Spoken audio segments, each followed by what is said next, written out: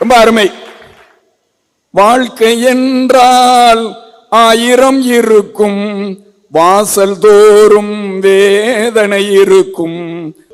ஏழை மனதை மாளிகையாக்கி இரவும் பகலும் காவியம் பாடி நாளைய பொழுதை இறைவனுக்கு அளித்து நடக்கும் வாழ்வில் அமைதியை தேடு. அப்ப வாழ்க்கைங்கிறது வாழ தெரிந்தால் அது பூந்தோட்டம். இவங்க சொல்லியிருக்காங்க. ஹோல்மன் ஹண்ட், ஹோல்மன் ஹண்ட்னு ஒரு இங்கிலாந்து ஓவியர். இதை மட்டும் சொல்லி தீர்ப்ப சொல்லிடுவேன்.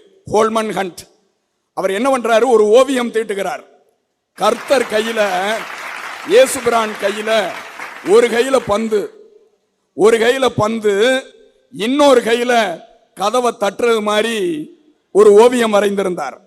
அந்த ஓவியத்தை பார்த்துட்டு அவருடைய நண்பர் கேட்டாரு, இந்த கதவுல கைப்பிடியே இல்லையே, ஒரு கையில பந்தை வச்சுக்கிட்டு இன்னொரு கையில எப்படி அந்த கைப்பிடியே இல்லாத கதவை திறக்கிறதுக்கு முயற்சி பண்ணுவார் அப்படின்னு. அப்ப ஹோல்மன் ஹண்ட் சொன்னாராம், வாழ்க்கைங்கிறதுனா என்ன தெரியுமா? நம்ம வீட்டுக்கு அடுத்த வீட்டுக்கு உள்ள போகையிலேயே அந்த வீட்டை சார்ந்தவன் கதவையே தட்டாமல் திறந்திருந்து, உள்ளத்தை திறந்திருந்து, அந்த மனக்கதவை திறந்திருந்து எவன் ஒருவன் அழைக்கிறானோ அவன்தான் உண்மையான வாழ்க்கையை வாழ்கிறான். இதை உணர்த்துவதற்காகத்தான் இந்த ஓவியத்தை நான் தீட்டி இருக்கிறேன் என்று ஹோல்மன் ஹண்ட் சொன்னதாக அந்த ஓவிய வரலாற்றை சொல்லுவார்கள்.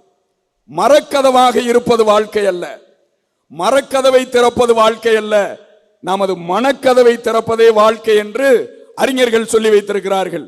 செல்வம்